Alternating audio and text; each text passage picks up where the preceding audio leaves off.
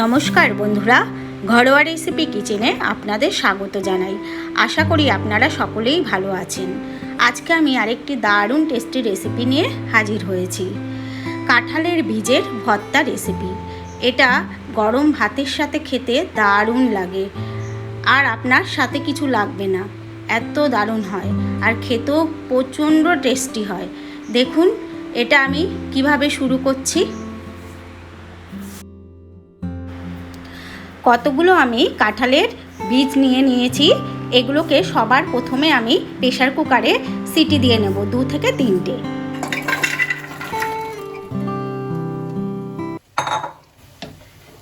এবার এই কাঁঠালের বীজের পরিমাণ অনুযায়ী আমি জল দিয়ে দিলাম। এবার এর সাথে আমি 1 চামচ মতো লবণ দিয়ে দিলাম।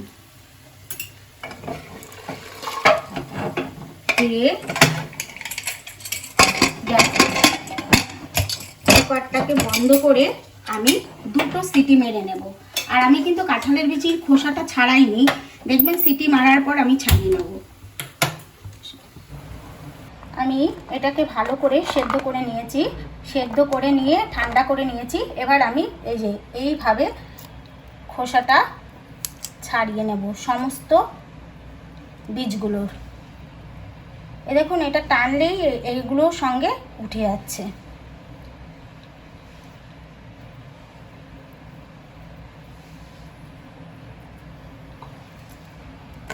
এরকমভাবে আমি সমস্ত বীজগুলোকে ছাড়িয়ে নেব। গ্যাস জ্বালিয়ে কড়াই বসিয়ে দিয়েছি, কড়াইটা গরম হয়ে গেছে। সবার প্রথমে আমি 5টা লঙ্কা ভেজে নিচ্ছি, শুকনো লঙ্কা। লঙ্কাটা একটু ভালো মতো ভেজে নিতে হবে।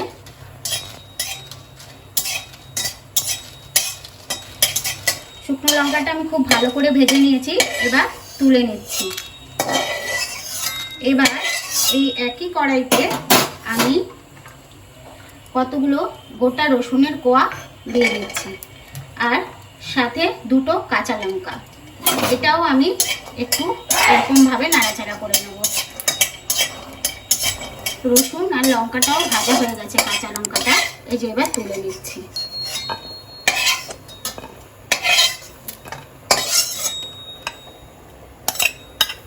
এবার এই কড়াইতে আমি 1 চামচ মতো তেল দেব।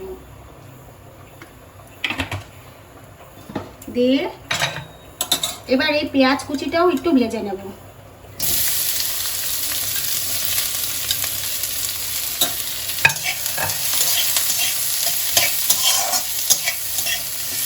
পেঁয়াজ কুচিটা একটু মোটামুটি লাল লাল করে ভেজে নেব। এই যে পেঁয়াজটাও ভাজা হয়ে গেছে। পেঁয়াজটা কিন্তু আমি খুব লাল করে ভাজিনি, হালকা হালকা কালার চেঞ্জ হয়েছে। এবার আমি তুলে নিচ্ছি।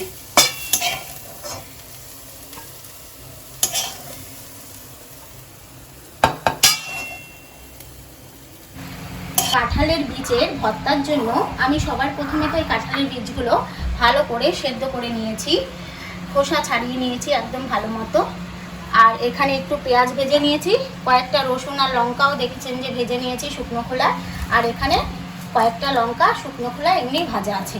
এবার এই ভর্তা করার জন্য সবার প্রথমে আমি এই শুকনো লঙ্কাগুলো নিচ্ছি, আর এর মধ্যে আমি সামান্য লবণ দিয়ে নিলাম।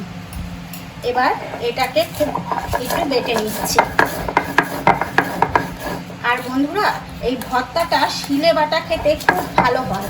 আপনারা শিলে না বাটতে পারলে মিক্সিতেও এটা করে নিতে পারবেন। সব কিছু একসাথে দিয়ে আপনারা মিক্সিতেও মিশিয়ে এটা করতে পারবেন, কিন্তু শিলে বাটার স্বাদ হয় আলাদা। তাই আমি এই ভর্তাটা শিলে বেটেই করব। এবার এই যে রসুনের কোয়াগুলো যে আমি শুকনো খোলায় ভেজে নিয়েছিলাম, রসুনের কোয়া আর 2টো কাঁচা লঙ্কা, এটা আবার বেটে নিচ্ছি।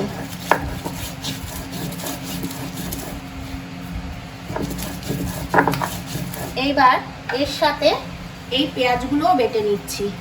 পেঁয়াজটা আমি হালকা একটুখানি টেনে নিয়েছিলাম, অল্প একটু 1 চামচ তেলের মধ্যে। এবার এটাও এর সঙ্গে ভালো মতো বেটে নেব।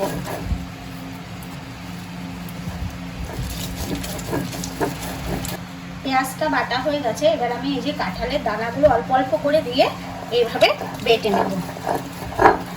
একবারে তো সব ধরবে না, তাই অল্প অল্প করে দেবো আর এইভাবে বেটে নেব। এইভাবে আমি সমস্ত কাঁঠালের বীজগুলো বেটে রেডি করে নেব।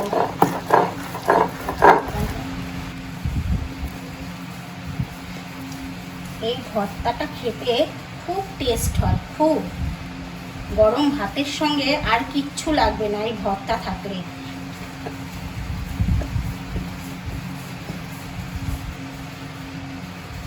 আমি যেভাবে এই কাঁঠালের বীজের ভর্তা করছি আপনারা একবার বাড়িতে এইভাবে করে দেখবেন।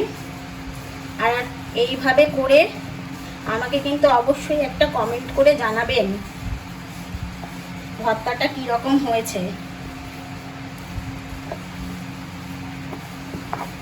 বাটাটা আমার সম্পূর্ণ হয়ে গেছে। এবার আমি এটা একটা প্লেটের মধ্যে তুলে নিচ্ছি।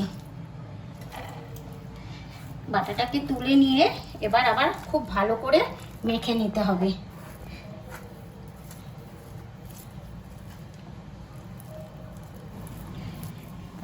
এর মধ্যে আমি 1 চামচ মতো কাঁচা সর্ষের তেল দিচ্ছি, কারণ ভর্তাতে একটু কাঁচা সর্ষের তেল না দিলে তার টেস্ট আসবে না।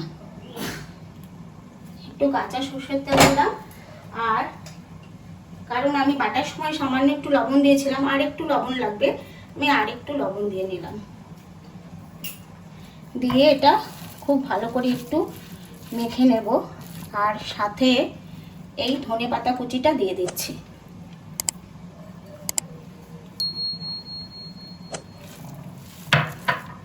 এবার এগুলো দিয়ে খুব ভালো করে আমি মেখে নেব।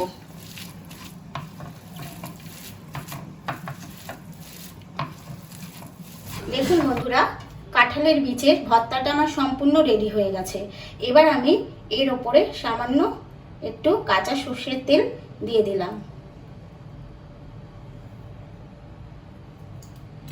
আর একটু ওপর দিয়ে ধনেপাতা কুচি দিয়ে দিচ্ছি। আর ওপরে একটা আমি যে ভেজে রেখেছিলাম লঙ্কাগুলো, তার একটা ভাজা লঙ্কা দিয়ে দিলাম।